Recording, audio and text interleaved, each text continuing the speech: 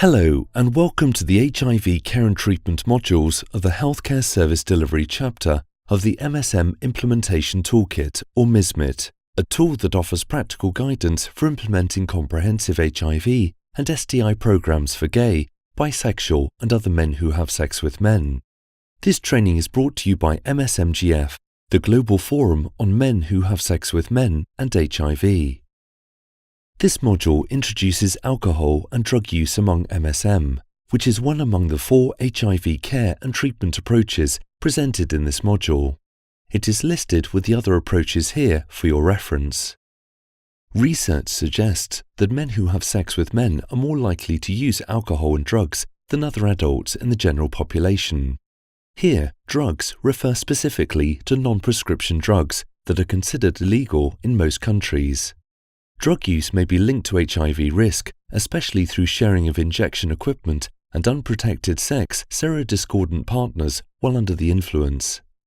In the clinical setting, candid discussions between healthcare providers and clients about the use of alcohol and drugs can be challenging, particularly because drug use and possession is not only highly stigmatized but also severely criminalized in nearly every country. If MSM encounters stigma when discussing their sexuality with healthcare providers, it can be even more difficult for them to talk candidly about drug and alcohol use. This means that when conducting a conversation with a client about substance use, the provider must build rapport and confidence, use appropriate language and a non-judgmental approach, and stress the confidentiality of the conversation, just as they would during conversations about sexual health. Listed here are some reasons why MSM may use alcohol and drugs.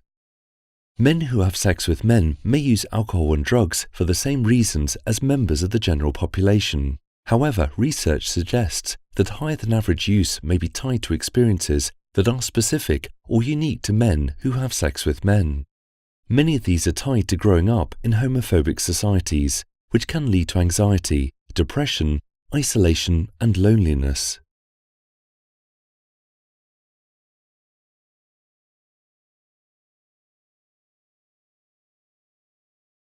In addition to understanding the causes of drug and alcohol use among MSM, recognizing patterns of use can be useful in assisting them to seek healthier alternatives. Listed here are some possible patterns of drug use that can be inferred from the limited data available that infer the following patterns of drug use among men who have sex with men. Note that patterns of drug use among all MSM are not uniform and may even vary within a single community.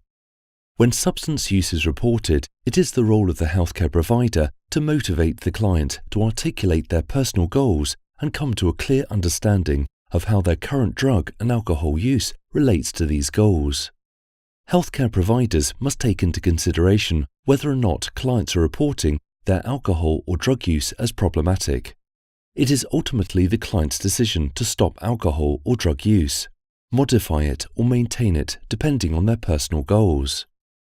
The best method for assessing the way forward is to provide accurate information about the substances that the client consumes and ensure the client is aware of any potential detrimental effects, including risks of death.